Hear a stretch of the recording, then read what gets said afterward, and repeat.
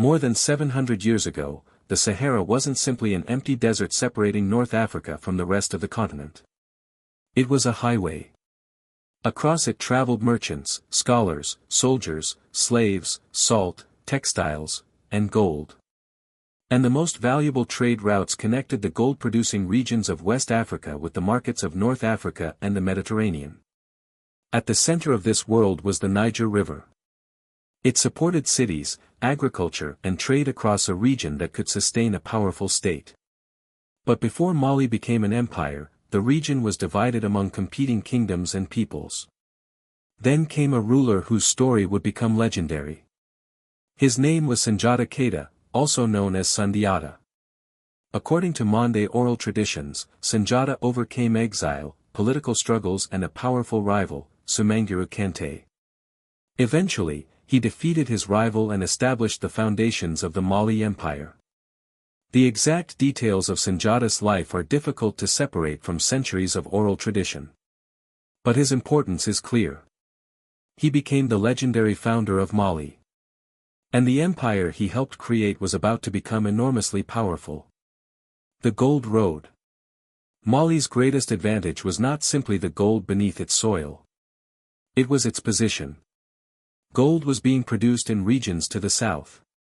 Salt was coming from the Sahara. And between them ran some of the most important trade routes in Africa. Salt was essential. People needed it for food preservation and for maintaining the body's salt balance.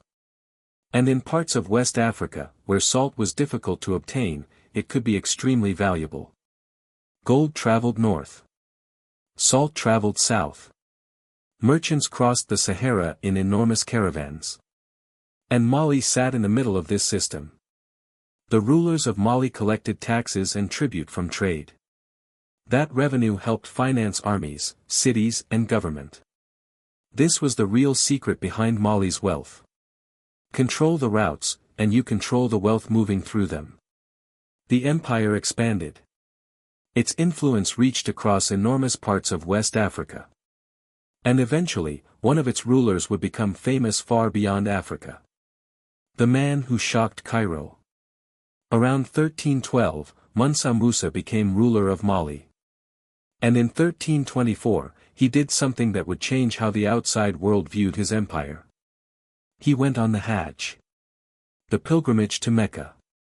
But Mansa Musa did not travel alone.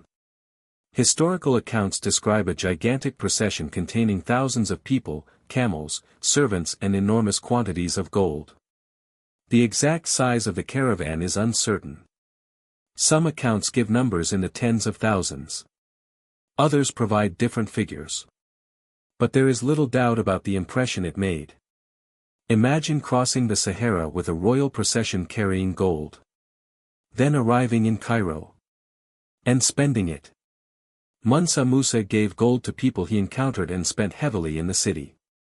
And according to historical accounts, the sudden influx of gold contributed to a major fall in its value. One account says the effects lasted around 12 years. Whether every detail of the story is accurate or not, the event was extraordinary. A West African ruler had entered the world's consciousness. And merchants and travelers carried stories of his wealth far beyond Egypt. The Golden King. Mansa Musa's fame eventually reached Europe. More than 50 years after his pilgrimage, the famous Catalan atlas depicted him seated on a throne, holding gold. The image sent a powerful message. There was a wealthy African kingdom south of the Sahara. And its ruler possessed extraordinary amounts of gold. But there's an important point here. We cannot accurately calculate Mansa Musa's wealth in today's dollars. You will often hear claims that he was worth hundreds of billions, or even more. Those numbers are modern estimates. And medieval wealth cannot be converted into today's economy with any real precision. What historians can say with much more confidence is this. Mansa Musa controlled enormous economic resources. His empire benefited from some of the most valuable trade networks in medieval West Africa. And his pilgrimage demonstrated that wealth to the world. But Mansa Musa's greatest legacy wasn't simply gold. It was what he did with it. Building a city of knowledge. Far to the north of Mali's gold-producing regions was a city that would eventually become legendary. Timbuktu. Today, the name sounds almost mythical. But in the medieval world, Timbuktu was a real center of trade and scholarship.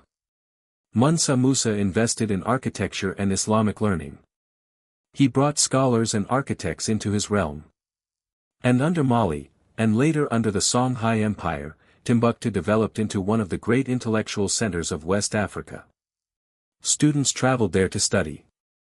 Scholars debated law, theology, mathematics, and astronomy. Manuscripts were copied and preserved.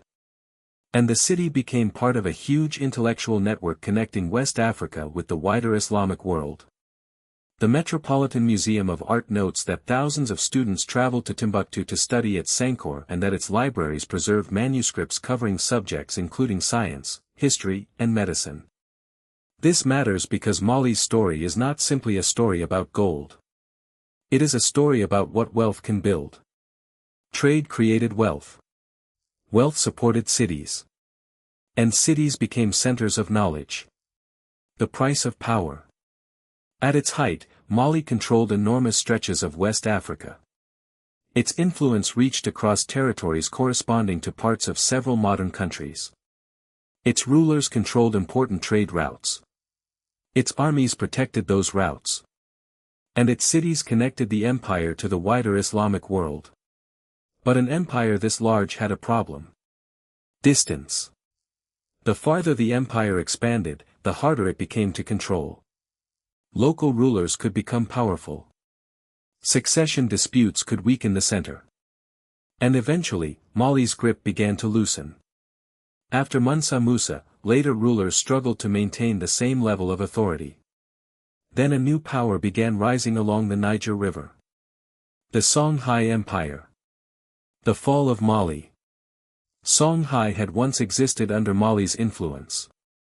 Now it was becoming Mali's greatest rival. By the 15th century, Songhai seized important cities and trade centers. Eventually, Timbuktu itself came under Songhai control. The balance of power had changed. Mali didn't disappear overnight. Its decline was gradual. Political fragmentation weakened the empire. Rivals captured territory.